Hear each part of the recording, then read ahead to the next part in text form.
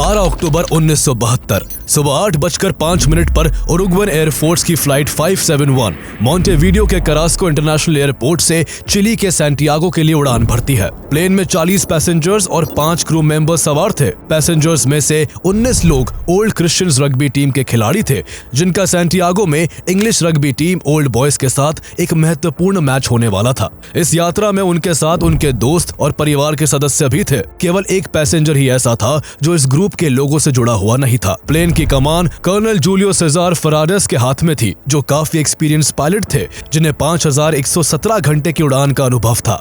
वही lieutenant colonel डांटे Hector लेगुरारा को पायलट की भूमिका में थे। मोंटेवीडियो से सैंटियागो की दूरी केवल 1500 किलोमीटर थी और ये सफर महज 4 घंटे का था। सभी के लिए ये एक आम फ्लाइट जैसी ही थी, इसलिए सभी पूरी तरह रिलैक्स थे। कोई अगले दिन होने वाले मैच को लेकर चर्चा कर रहा था, तो कोई अपने दोस्तों और परिवार वालों के साथ हंसी मजाक में मशगूल था। चारों तरफ खुशी और उत्साह का माहौल था। किसी को दूर दूर तक कोई अंदाजा नहीं था कि ये 4 घंटे की फ्लाइट उनकी जिंदगी की सबसे लंबी फ्लाइट बन जाएगी, जबकि कुछ के लिए ये उनकी आखिरी फ्लाइट साबित होगी। कुछ घंटे बाद प्लेन अर्जेंटीना के ऊपर उड़ान भरने लगता है। भले ही ये यात्रा केवल 4 घंटे की थी, लेकिन इस दौरान विमान को दुनिया के सबसे ऊंचे माउंटेन्स में से एक एंडीज माउंटेन्स के ऊपर से होकर गुजरना था।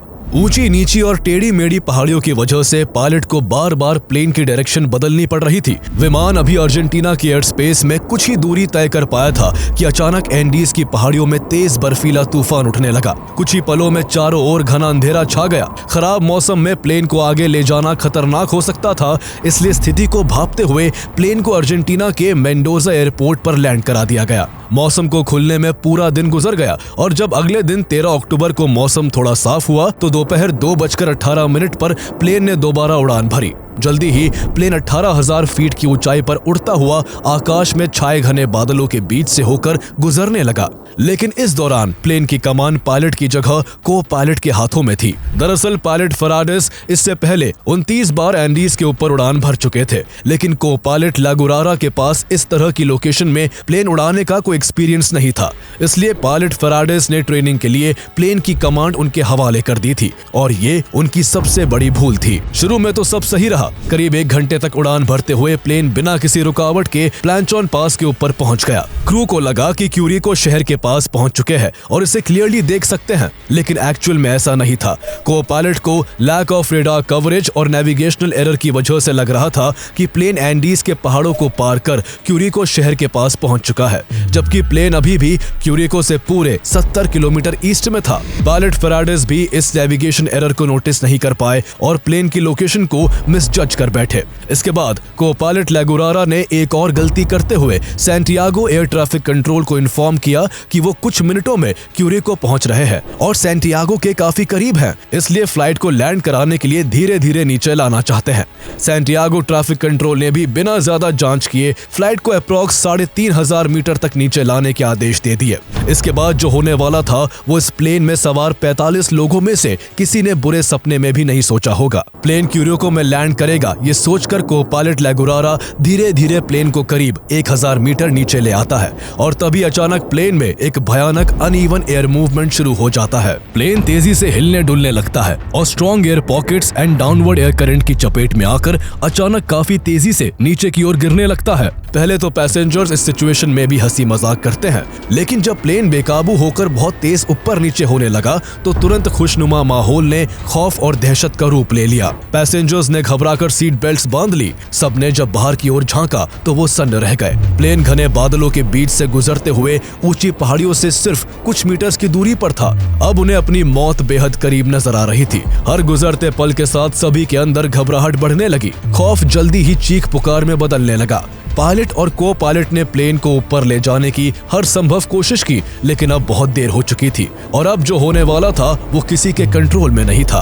कुछ ही सेकंड्स में प्लेन को भयंकर झटके लगने लगे और इससे पहले कि कोई कुछ समझ पाता, दोपहर के 3:30 पर प्लेन के राइट साइड वाला विंग पहाड़ी से इतनी जोर से टकराया कि वो टूटकर प्लेन से पूरी तरह अलग हो गया। अभी दहशत से भरे यात्री इस सदमे से उभर भी नहीं पाए थे कि प्लेन का पिछला हिस्सा भी एक ऊंची चट्टान से टकरा गया और वो भी टूटकर प्लेन से अलग हो गया। पिछले हिस्से के टूटने से प्लेन अब खुल चुका था और खुले हुए एरिया में से 3 पैसेंजर्स को हवा का प्रेशर सीट बेल्ट समेत सीधे बाहर ले गया और वो तीनों बर्फीली पहाड़ियों से जाकर टकरा गए, जिससे कुछ ही सेकंड्स में उनकी दर्दनाक मौत हो गई। इस विनाशकारी टक्कर से 2 क्रू मेंबर्स को भी गंभीर चोटें आई और उन्होंने भी मौके पर ही दम तोड़ दिया। लेकिन इस मौत की उड़ान का अंत अभी बाकी था। प्लेन जो अब टुकड़ों में बट चुका था, एक बार फिर भयंकर गति से पहाड़ियों से टकरा गया। इस झटके से प्लेन का दूसरा विंग भी टूट गया और इससे बचा हुआ प्लेन का आगे का मेन पार्ट फ्यूजलेज बेकाबू होकर बर्फीली ढलानों पर 350 किलोमीटर प्रति घंटे की रफ्तार से नीचे की ओर फिसलने लगा। जिंदा बचे पैसेंजर्स डरकर चीख रहे थे और भगवान से अपनी जान की भीख मांग रहे थे, लेकिन इन बर्फीली पहाड़ियों में उन्हें बचाने वाला कोई नहीं था। प्लेन का फ्यूजलेज बर्फ पर 725 मीटर तक स्लाइड करता रहा और फिर एक गहरी खाई में गिर पड़ा। कुछ पलों के लिए वहां एक मनहूस सन्नाटा छा गया। चारों तरफ बस बर्फ, टूटा हुआ मलबा और मौत की दस्तक थी। लेकिन फिर अगले ही पल इस सन्नाटे को चीरती हुई दर्द भरी चीखें गूंज उठी। प्लेन का मलबा जैसे ही घाटी में झटके से रुका, बचे हुए घायल पैसेंजर्स अपनी जान बचाने के लिए चीखने और चिल्लाने लगे। कोई दर्द के मारे करहा रहा था तो कोई अपने प्रियजनों को खोने के गम में बेजान पड़ा था। कई लोग बेहोश थे और कुछ गहरे सदमे में जा चुके थे। जिन्हें थोड़ी कम चोटें आई थी वो सीट बेल्ट्स खोलकर किसी तरह बाहर निकलने की कोशिश कर रहे थे। प्लेन के टूटे हुए हिस्से से लगातार फ्यूल निकल रहा था और उसकी तेज गंध पूरी हवा में फैल चुकी थी। सबको डर था कि गलती से भी कहीं से आग की एक छोटी सी चिंगारी उठी तो प्लेन का यह हिस्सा भी आग का गोला बन जाएगा। इस वजह से कई घायल पैसेंजर्स असहनीय दर्द के बावजूद भी अपने शरीर को घसीटकर उस टूटे हुए प्लेन से बाहर कूद गए। इस सब में भी 9 और लोगों की दर्दनाक मौत हो जाती है। अब तक 45 में से 12 लोग अपनी जान गंवा चुके थे। पायलट फराडिस की भी मौके पर ही मौत हो चुकी थी। जिंदा बचे 33 लोग भी गंभीर रूप से घायल थे। किसी का सर फटा हुआ था तो किसी का पैर टूट गया था। किसी के शरीर में प्लेन के टूटे हुए हिस्से घुस चुके थे तो किसी की चोटें इतनी भयानक थी कि उनके इंटेस्टाइन का हिस्सा काटकर पेट से बाहर आ चुका था। चारों तरफ खून, दर्द और मौत का खौफनाक मंजर था जिसने बचे हुए लोगों के बीच एक भयंकर डर पैदा कर दिया। लेकिन अभी तो उनके दर्द की ये कहानी बस शुरू ही हुई थी। जिंदा बचे इन 33 लोगों के साथ आगे आखिर ऐसा क्या होता है कि उन्हें अपनी जिंदगी मौत से भी बदतर लगने लगती है। आइए जानते हैं ये दिल दहला देने वाली कहानी। 1972, a Uruguayan Air Force plane commissioned for civilian flight crashed into the Andes. An old transport plane crashed in the Andes Mountains. 45 persons were aboard, given up for dead. Their desperation for survival turned them into cannibals. How did 16 young men survive a plane crash and more than 2 months stranded in the mountains, surrounded by snow, with nothing to eat? बचे हुए 33 लोगों में से किसी ने अपने दोस्त को खो दिया तो किसी ने अपने परिवार वाले को। ये लोग खुद भी बहुत गंभीर चोट के शिकार हो चुके थे, लेकिन इनके अंदर अब भी जिंदा रहने की उम्मीद बाकी थी। इन लोगों में कैनेसा और गुस्तावो ज़र्बिनो नाम के 2 मेडिकल स्टूडेंट्स भी थे। दोनों ने तेजी से घायल लोगों को फर्स्ट एड देना शुरू किया और उनके घावों पर मरहम पट्टी लगाने लगे। लेकिन कुछ की हालत इतनी खराब थी कि उन्हें बिना प्रॉपर ट्रीटमेंट के बचाना नामुमकिन था। प्लेन के को पायलट लागुरारा तो इतनी बुरी तरह से इंजर्ड थे कि कॉकपिट के इक्विपमेंट्स उनके शरीर में घुसे हुए थे और उनकी दर्द के मारे जान निकली जा रही थी। उनका ये दर्द इस कदर बढ़ गया कि उन्होंने पैसेंजर से ये तक कह दिया कि मेरी ड्रॉअर में एक पिस्टल रखी है, कोई मुझ पर रहम करो और उस पिस्टल से मुझे गोली मार दो ताकि मैं इस दर्द से मुक्त हो जाऊं। लेकिन वहां मौजूद कोई भी ऐसा करने की हिम्मत नहीं जुटा पाया और घंटों तक तड़पने के बाद आखिरकार को पायलट लागुरारा ने दम तोड़ दिया। अब 32 लोग बचे थे। उनके सामने चारों तरफ केवल बर्फीले पहाड़ थे। दूर दूर तक कोई पेड़ पौधे, जानवर, नदी कुछ भी नहीं था। ठंड हर गुजरते पल के साथ बढ़ती जा रही थी। उनके पास ना तो गर्म कपड़े थे और ना कोई ऐसा ठिकाना था जहां छिपकर ठंड से बचा जा सके। जैसे ही रात हुई, एंडीज के बर्फीले पहाड़ों में शरीर को जमा देने वाली सर्दी पड़ने लगी। भारी बर्फबारी हो रही थी जिससे लोगों की हालत बद से बदतर होती गई। इनमें से 5 लोग जो बहुत ज्यादा जख्मी थे वो इस भयंकर ठंड को झेल नहीं पाए और उन्होंने वही दम तोड़ दिया। अब सिर्फ 27 लोग जिंदा बचे थे। अपनी आंखों के सामने अपने ही लोगों को इस तरह से मरते देख उनको समझ आ गया था कि अगर उन्होंने ठंड से बचने का कोई ठिकाना नहीं ढूंढा तो एंडीज की भयानक सर्दी उनकी भी जान ले लेगी। इसलिए उन्होंने मिलकर प्लेन के उस आगे के टूटे हुए हिस्से में से सीट और अन्य मलबे को हटाकर इसे एक क्रूड शेल्टर में बदल दिया। ठंड से बचने के लिए उन्होंने प्लेन के बैक साइड को अपने सामान, सीटों और अन्य चीजों से बंद कर दिया ताकि हवा अंदर न आ सके। अब उनको ठंड से थोड़ी बहुत राहत मिली थी, साथ ही उन्हें यह भरोसा था कि किसी तरह उन्हें बस ये रात काटनी है और अगले दिन तक उन्हें बचाने के लिए रेस्क्यू टीम आ ही जाएगी। लेकिन ये उनकी बहुत बड़ी भूल साबित होने वाली थी। दरअसल जब प्लेन के को-पायलट ने क्रैश से पहले सैंटियागो ट्रैफिक कंट्रोल से लैंड करने के लिए कांटेक्ट किया था, उसके कई घंटे बाद भी जब प्लेन लैंड नहीं हुआ और न ही उससे कांटेक्ट हो सका, तभी सैंटियागो ट्रैफिक कंट्रोल को किसी अनहोनी की आशंका होने लगी थी। अथॉरिटीज के बीच हड़कंप मच गया था और उसी दिन Chilean air search and rescue service की टीम ने 4 एयरक्राफ्ट्स में सवार होकर को-पायलट की लास्ट रिपोर्टेड पोजीशन के पास प्लेन को ढूंढने की कोशिश भी की, लेकिन उन्हें प्लेन का नामो निशान नहीं मिला। अगले दिन अर्जेंटीना, चिली और उरुग्वे के 11 एयरक्राफ्ट इस मिसिंग प्लेन की तलाश में निकल पड़ते हैं। कुछ एयरक्राफ्ट क्रैश साइट के ऊपर से भी होकर गुजरते हैं, लेकिन नीचे उन्हें कुछ भी नजर नहीं आता। पूरा इलाका सफेद बर्फ की चादर से ढका हुआ था और चूंकि प्लेन भी सफेद रंग का था, इसलिए उन्हें नीचे कुछ भी नहीं दिखा। इसी बीच एक एयरक्राफ्ट जब सर्वाइवर्स के ऊपर से गुजर रहा था तो सभी सर्वाइवर्स जोर जोर से हेल्प के लिए पुकारने लगे, लेकिन रेस्क्यू टीम उन्हें तब भी नोटिस नहीं कर सकी। इसके बाद ये लोग फीमेल्स के लगेजेस से लिपस्टिक को कलेक्ट करके टूटे हुए प्लेन की छत पर बड़े बड़े लेटर्स में SOS लिखने की कोशिश करते हैं, ताकि जब अगली बार रेस्क्यू टीम का कोई एयरक्राफ्ट उनके ऊपर से गुजरे तो वो SOS लिखा देख ले। लेकिन उनके पास ज्यादा लिपस्टिक्स नहीं थी, इसलिए वो पूरा SOS नहीं लिख पाए। अगली बार जब उनके ऊपर से एयरक्राफ्ट गुजरता है तो सर्वाइवर्स रेस्क्यूअर्स का अटेंशन अपनी ओर खींचने के लिए लगेज को बर्फ पर स्लाइड करने लगते हैं, लेकिन ये कोशिश भी नाकाम होती है।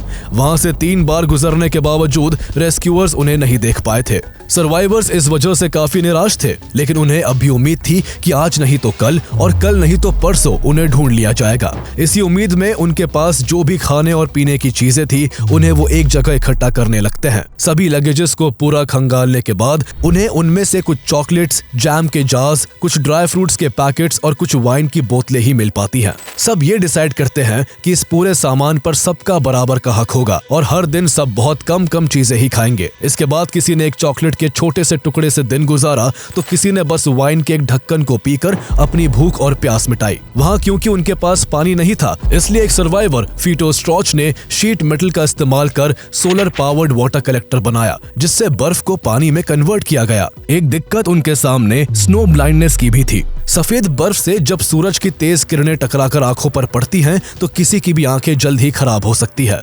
इसलिए कुछ लोगों ने कॉकपिट में मौजूद हरे प्लास्टिक के सन वाइजर को काटकर अपनी आंखों की सुरक्षा के लिए उनसे 3 जोड़ी सनग्लासेस बना लिए। इन लोगों ने बर्फ पर चलते समय पैरों को ठंड से बचाने के लिए सीट कुशन्स को स्नो शूज की तरह इस्तेमाल करना शुरू कर दिया। किसी तरह खुद को बचाते हुए उन्होंने एंडीज की बेरहम पहाड़ियों में 3 दिन गुजार लिए थे। रात के समय तापमान गिरकर -30 डिग्री सेल्सियस तक पहुंच जाता था और रात का हर गुजरता पल मौत के सामने खड़ा कर देता था। किसी के भी पास इतनी ऊंचाई पर सरवाइव करने का कोई अनुभव नहीं था। तेज ठंड ने धीरे धीरे उनकी सेहत बिगाड़नी शुरू कर दी। रिकवर होने के लिए ना तो उनके पास कोई मेडिकल सप्लाईज थी, ना ही ठंड से बचने के लिए sufficient cold weather clothing, equipment और ना ही पेट भरने के लिए खाना। हर तरफ सिर्फ बर्फ और मौत का साया मंडरा रहा था। हर बीतता दिन, हर बीतता पल उनके हौसले की कठिन परीक्षा ले रहा था। दूसरी तरफ सर्च टीम को ऑपरेशन शुरू किए 3 दिन बीत चुके थे, लेकिन अब तक रेस्क्यूअर्स को कोई सफलता नहीं मिली थी। प्लेन की लोकेशन का पता चलना तो दूर, उसका कोई क्लू तक हाथ नहीं लग पाया था। एक के बाद एक पूरे 8 दिन बीत जाते हैं और जब 8 दिन बाद भी सर्च टीम को कोई सुराग हाथ नहीं लगता तो सर्च ऑपरेशन को इस अजम्पशन पर बंद कर दिया जाता है कि एंडीज की हार्श एनवायरनमेंट कंडीशन में कोई भी पैसेंजर जिंदा नहीं बच पाया होगा। इधर सर्वाइवर्स का 8वें दिन तक बहुत बुरा हाल हो चुका था। उनके पास खाने की चीजें लगभग खत्म हो चुकी थी। भूख से सभी बेहाल थे, उनके शरीर कमजोर पड़ने लगे थे और हर गुजरते दिन के साथ जिंदा रहने की उम्मीद खत्म होती जा रही थी। भूख को मिटाने के लिए कई लोग सीट से कॉटन निकाल कर खाने लगे तो कुछ शूज के चमड़े को चबाने लगे, लेकिन इन चीजों से आखिर भूख कैसे मिट सकती थी। इन चीजों ने उल्टा उन्हें और बीमार कर दिया। उनके ऊपर मुसीबत का सबसे बड़ा पहाड़ तब टूटा जब 10वें दिन उन्हें प्लेन से एक छोटा सा ट्रांजिस्टर रेडियो मिलता है। किसी तरह रेडियो को चालू किया गया, लेकिन उससे केवल दूसरी तरफ की आवाज सुनी जा सकती थी। थी और कोई भी मैसेज दूसरी साइड नहीं भेजा जा सकता था। वो कान लगाकर ये सुनने में लगे हुए थे कि बाहर उन्हें ढूंढने के लिए क्या किया जा रहा है। बहुत देर बाद उन्हें उनसे जुड़ी हुई एक खबर सुनाई देती है। उन्हें उस रेडियो के जरिए पता चलता है कि उन्हें डेड मानकर सर्च ऑपरेशन बंद कर दिया गया है। इस खबर को सुनते ही उनकी आखिरी उम्मीद भी टूट गई। कई लोग ये खबर सुनते ही बुरी तरह रोने लगे। भूख और ठंड ने पहले ही उनकी हालत खराब कर रखी थी। अब इस खबर से उनके जिंदा रहने का हौसला भी टूट चुका था। भूख ने उनकी सोचने समझने की ताकत छीन ली थी और अब वो जो कदम उठाने वाले थे उसकी कल्पना भी किसी ने नहीं की थी। जब सभी इस खबर के सदमे में ही थे कि तभी उनमें से केनेसा नाम का एक शख्स शेल्टर से बाहर निकलता है और मरे हुए लोगों की जो डेड बॉडीज बाहर पड़ी हुई थी उनमें से एक डेड बॉडी को वो कांच के टुकड़े से काट कर खाने लगता है। जब बाकी लोग उसे ऐसा करते देखते हैं तो सबके होश उड़ जाते हैं। सब उसको इसके लिए बुरा भला कहते हैं, लेकिन जैसे ही उनको भूखा रहते हुए कई दिन गुजरने लगते हैं तो एक एक कर सभी अपनी जान बचाने के लिए अपने ही मरे हुए साथियों के शरीर का मांस खाना शुरू कर देते हैं। जिनका मांस वो खा रहे थे उनकी आंखों के सामने उन्हीं दोस्तों और परिवार वालों के मुस्कुराते चेहरे घूम रहे थे। वो पहले मांस के टुकड़ों को काटते फिर उसे धूप में सुखाकर खाते। कई लोग जो बहुत धार्मिक थे उन्हें ऐसा करना पाप लगता था, इसलिए उन्होंने कई दिन तक ऐसा नहीं किया, लेकिन एट लास्ट जिंदा रहने के लिए वो भी अपनों का मांस खाने लगे। पराडो के लिए यह और भी दर्दनाक था। उसकी माँ और बहन इस हादसे में मारी गई थी। वो नहीं चाहता था कि उनके शरीर को भी भोजन बना लिया जाए, इसलिए उनके मरे हुए शरीर से वो लिपट कर बैठा था। लेकिन धीरे धीरे उसे भी पता चला कि भूख इंसान से कुछ भी करा सकती है, इसलिए वो सभी लोगों के आगे गिड़गिड़ाने लगा कि उसकी माँ और बहन के मरे शरीर को सबसे आखिर में खाया जाए। सब इसके लिए तैयार हो गए। इसी बीच सभी ने एक दूसरे को ये परमिशन भी दी कि उनके मरने के बाद उनके शरीर को वो लोग खा सकते हैं। ये सब कुछ रूह को कपा देने जैसा था। सोचने वाली बात है कि इन लोगों के साथ आखिर इससे बुरा क्या हो सकता था, लेकिन किस्मत अब भी उन पर सितम ढाने से बाज नहीं आ रही थी। भूख, ठंड और बेबसी से लड़ते हुए उन्होंने एंडीज की इन बर्फीली पहाड़ियों में 16 दिन गुजार लिए। 16वें दिन की जब रात हुई तो ठंड से बचने के लिए सभी लोग एक दूसरे से चिपक कर सो रहे थे कि तभी अंधेरी रात में वहां अचानक एक डरावनी गड़गड़ाहट गूंज उठती है। एंडीज पर एक भयानक एवलांच आया था।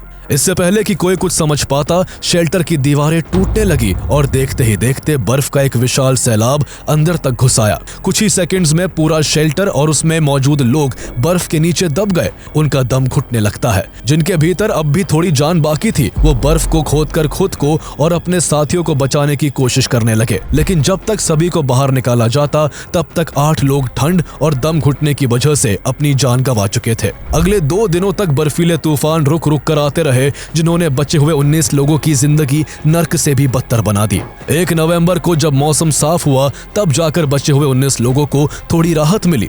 सूरज निकल चुका था और वो बाहर आकर खुद को गर्म रखने की कोशिश करने लगे। उन्होंने खिड़कियों से जमी हुई बर्फ हटाई ताकि भीतर रोशनी आ सके। बर्फ इतनी जम चुकी थी कि शवों को बाहर निकालने और विमान के अंदर की जगह साफ करने में पूरे 3 दिन लग गए। इस भयानक एवलांच से किसी तरह उभरने के बाद सभी 19 लोगों ने तय किया कि अगर उन्हें जिंदा बचना है तो उन्हें खुद ही कोई रास्ता खोजना होगा। आखिर कब तक ऐसे ही हाथ पर हाथ धरकर मौत का इंतजार किया जाए? उन्होंने तय किया कि पहाड़ों के ऊपर चढ़कर वो आगे की ओर जाएंगे और मुमकिन है कि उन्हें वहां कोई बस्ती, पेड़ पौधे, नदी या जानवर मिल जाए। उन्होंने प्लेन के क्रैश होने से पहले को पायलट को बार बार कहते हुए सुना था कि वो क्यूरिको के ऊपर उड़ान भर रहे हैं, इसलिए उन्हें भरोसा था कि अगर वो कुछ किलोमीटर वेस्ट की ओर बढ़े तो चिली की सीमा के करीब पहुंच सकते हैं। इन 19 लोगों में केनेसा, पराडो और विजेंटिन फिजिकली सबसे अधिक फिट थे, इसलिए इन तीनों ने आगे बढ़कर मदद ढूंढने का फैसला किया। पराडो के लिए ये एक मौका भी था। उसे उम्मीद थी कि अगर वो वक्त रहते मदद ढूंढने में कामयाब हो जाता है तो शायद उसकी बहन और माँ की लाश उसके साथियों को खानी नहीं पड़ेगी। इसी उम्मीद के साथ पराडो पहाड़ों पर चढ़ने के लिए काफी मोटिवेटेड था। जब ये तय हो गया कि केनेसा, पराडो और विजेंटिन मदद की तलाश में ऊपर पहाड़ियों पर जाएंगे तो बाकी के 16 लोगों ने उन्हें अपने हिस्से का मीट दे दिया ताकि सफर के दौरान उनकी स्ट्रेंथ बनी रहे। ठंड से बचने के लिए उन तीनों ने एक के ऊपर एक कई कपड़े, कई शर्ट और जीन्स पहन ली और तीनों सफर पर निकल पड़े। पहले तो वो कुछ दूर वेस्ट की ओर चले, लेकिन जल्दी ही ग्लेशियर सर्क ने उनके आगे बढ़ने में बाधा डालनी शुरू कर दी, इसलिए तीनों वेस्ट की बजाय ईस्ट की ओर जाने लगते हैं। उन्हें उम्मीद थी कि घाटी आगे जाकर यू टर्न टर्न लेगी और उन्हें चिली की ओर ले जाएगी। 15 नवंबर को करीब 1.6 किलोमीटर चलने के बाद उन्हें प्लेन के पिछले हिस्से का मलबा मिला। वो जब उसे खंगालते हैं तो उन्हें कुछ लगेज मिला, जिसमें चॉकलेट के कुछ पैकेट्स, 3 मीट पैटीज, शराब की कुछ बोतलें, कुछ कपड़े, दवाइयां, कॉमिक बुक्स और सबसे जरूरी एयरक्राफ्ट की बैटरी मिलती है। तीनों यही रात गुजारते हैं और अगली सुबह फिर से ईस्ट की ओर बढ़ने लगते हैं। चढ़ाई करते हुए जब रात हो जाती है तो कड़ाके की ठंड से वो कांपने लगते हैं और घबराकर तीनों वापस प्लेन के उस पिछले हिस्से में लौट आते हैं। यहाँ से उन्हें जो बैटरीज मिली थी उससे वो उस रेडियो को 2-वे कम्युनिकेशन के लिए चालू करना चाहते थे जो उन्हें प्लेन के अगले हिस्से में मिला था। वो इसके जरिए सैंटियागो में मदद के लिए SOS मैसेज भेजना चाहते थे, लेकिन रेडियो नीचे था और वहां तक भारी भरकम बैटरीज को लाद कर ले जा पाना पॉसिबल नहीं था। इसलिए वो अगले दिन फ्यूजलेज से उस रेडियो को प्लेन के टेल में ले आते हैं। वो इस बार रॉय हार्ली नाम के शख्स को भी अपने साथ ले आते हैं जिसे इलेक्ट्रॉनिक्स की थोड़ी बहुत समझ थी। रॉय हार्ले रेडियो को बैटरी की मदद से चालू करने की कोशिश करता है, लेकिन समस्या ये थी कि उसे ऑन करने के लिए 115 वोल्ट AC पावर की जरूरत थी, जबकि उन्हें प्लेन के टेल से जो बैटरी मिली थी वो 24 वोल्ट DC की थी। कई दिनों की कोशिशों के बाद भी जब वो रेडियो को 2-वे कम्युनिकेशन के लिए चालू नहीं कर सके तो उन्होंने बैटरी को वहीं छोड़ दिया और सभी वापस नीचे फ्यूजलेज के पास आ गए। जब चारों वहां पहुंचे तब तक वहां 2 और लोगों की मौत हो गई थी।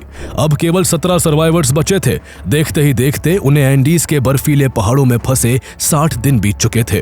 ठंड और भूख के कारण वो लोग बीमार पड़ चुके थे और उनका वजन लगातार गिरता जा रहा था। न्यूमा टुर्कैटी की भी मौत हो गई। मौत के समय उनका वजन घटकर केवल 25 किलो रह गया था। कैनेसा, पराडो, विजिंटन को भी वापस लौटे काफी दिन हो गए थे। कैनेसा तो बिल्कुल हार मान चुका था। उसे लगता था कि उन्हें पहाड़ों पर जाकर कोई मदद नहीं मिल सकेगी, लेकिन पराडो बैठे बैठे मौत का इंतजार नहीं करना चाहता था। उसने किसी तरह कैनेसा को फिर से पहाड़ों की चढ़ाई करने के लिए मना लिया।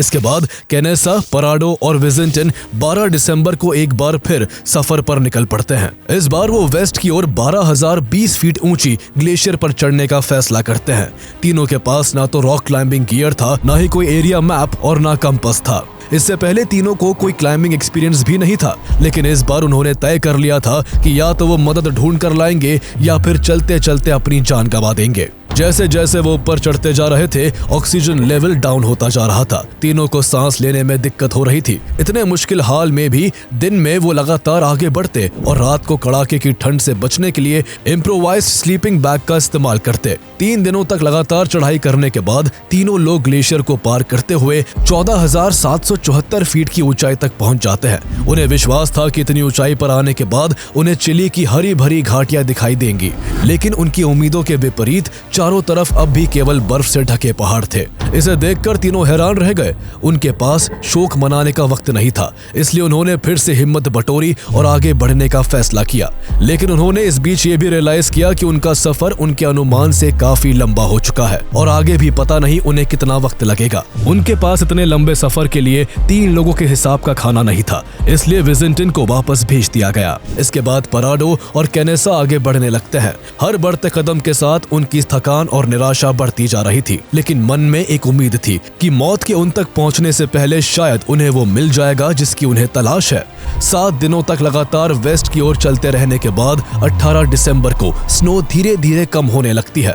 स्नो के कम होने से उनके लिए मुश्किल थोड़ी कम हो जाती है। आगे बढ़ते रहने पर पराडो को पानी की आवाज सुनाई देती है। वो दोनों आगे की ओर भागते हैं और देखते हैं कि एक आइस वॉल से पानी बहकर नीचे एक वैली में गिर रहा है। दोनों की खुशी का कोई ठिकाना नहीं रहता। उन्हें यकीन था कि ये पानी जरूर किसी नदी की तरफ जा रहा होगा, इसलिए अगले 2 दिन तक वो दोनों उसी को फॉलो करते रहते हैं। पराडो को यात्रा के 9वें दिन ऐसी चोटियां दिखी जिन पर बर्फ नहीं थी। पराडो को पूरा यकीन था कि यही घाटी पहाड़ से बाहर निकलने का रास्ता होगी। अब उन्हें यहाँ इंसानी जीवन के कुछ संकेत मिलने लगे थे। कुछ दूर और चलने पर उन्हें हरियाली और वहां चरती हुई कुछ गाय दिखाई देती है। जल्दी ही दोनों एक नदी के पास पहुंच गए और दोनों ने वही रात बिताने का फैसला किया। वो वहां लकड़ियां इकट्ठा करने लगते हैं ताकि आग के सहारे उन्हें कुछ गर्माहट मिल सके, लेकिन तभी उन्हें नदी के दूसरे पार 3 घुड़सवार दिखाई देते हैं। पराडो और कैनेसा मदद के लिए पूरी ताकत से चिल्लाने लगते हैं। नदी के पानी का बहुत शोर था, लेकिन फिर भी किस्मत से एक घुड़सवार ने उन्हें नोटिस कर लिया। पानी के शोर की वजह से उसे समझ नहीं आ रहा था कि वो लोग क्या कह रहे हैं। उसने जवाब में कुछ कहा, लेकिन पानी के शोर में पराडो और कैनेसा को केवल एक शब्द सुनाई देता है, टुमारो। अगले दिन वो घुड़सवार 2 और लोगों के साथ लौटता है। वो एक पत्थर में एक कागज और पेन लपेटकर उनकी तरफ फेंकता है। उस कागज पर पराडो एक मैसेज लिखकर वापस घुड़सवारों की ओर फेंक देता है। इसमें उसने लिखा था, हम उस प्लेन से आए हैं जो कई दिन पहले एंडीज के पहाड़ों में क्रैश हो गया था। हम यूरुग्वेन हैं और 10 दिनों से मदद के लिए भटक रहे हैं।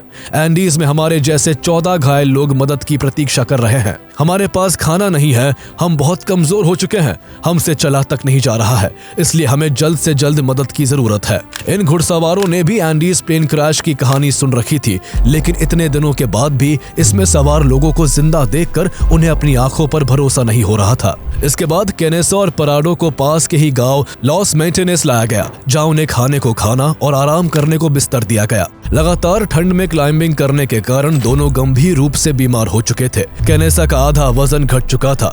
इस बीच एंडीज में प्लेन क्रैश के सर्वाइवर्स की खबर को पास के लोकल पुलिस स्टेशन और फिर सैंटियागो स्थित आर्मी हेडक्वार्टर्स तक भेज दिया गया। जैसे ही ये खबर मीडिया में आई, प्लेन क्रैश में जिंदा बचे इन लोगों की कहानी पूरी दुनिया में हवा की तरह फैल गई। इधर एंडीज के बर्फीले पहाड़ों में मौजूद बाकी के 14 लोग भी प्लेन में मौजूद रेडियो पर इस उम्मीद में कान लगाए हुए थे कि न जाने कब उन्हें कोई अच्छी खबर सुनने को मिल जाए। इसी बीच उन्हें रेडियो पर सुनाई देता है कि 2 महीने पहले हुए प्लेन क्रैश में 2 जीवित लोग रेस्क्यू कर लिए गए हैं। जैसे ही वो 14 लोग इस खबर को सुनते हैं, वो खुशी से झूम उठते हैं और एक दूसरे को गले लगाकर भगवान का शुक्रिया अदा करते हैं। प्लेन क्रैश के 72 दिन बाद 22 दिसंबर को रेस्क्यू टीम 3 हेलीकॉप्टर्स में सवार होकर एंडीज में फंसे लोगों तक पहुंचने के लिए उड़ान भरती है। पराडो भी रेस्क्यूअर्स के साथ हेलीकॉप्टर में सवार था ताकि वो उन्हें सही रास्ता दिखा सके। खराब मौसम की वजह से हेलीकॉप्टर्स को एंडीज तक पहुंचने में शाम हो गई and high altitude and wait limit के कारण पहले दिन केवल 6 लोगों को ही बचाया जा सका। अब भी वहां 8 लोग रह गए थे और उन्हें अब ये एक रात सालों जितनी लंबी लग रही थी। आखिरकार 23 दिसंबर की सुबह बाकी बचे हुए लोगों को भी सक्सेसफुली रेस्क्यू कर लिया गया। पूरी दुनिया में इन 16 सर्वाइवर्स की कहानी चर्चा का विषय बन चुकी थी। 72 दिनों तक बिना किसी मदद के बर्फीले पहाड़ों में जिंदा रहने की वजह से किसी ने उन्हें मेहनत और सब्र की मिसाल माना, तो किसी ने उन्हें अमानवीय और घृणित बताकर उनकी आलोचना की कि आखिर कैसे कोई अपनी जान बचाने के लिए अपने ही साथियों के मरे हुए शरीर को खा सकता है। ये इंसानी जज्बे और साहस की ऐसी कहानी है जो इससे पहले कभी नहीं सुनी गई थी। ये पहली बार था जब 16 लोग बर्फ से ढके निर्जन पहाड़ों पर भयानक ठंड, भीषण भूख और भयंकर हालातों के बावजूद 72 दिनों तक जिंदा रह सके थे। ये कोई चमत्कार नहीं था, बल्कि ये इंसिडेंट इस बात की मिसाल था कि अगर इंसान के अंदर अटूट हौसला, सब्र और उम्मीद हो तो वो कुछ भी हासिल कर सकता है।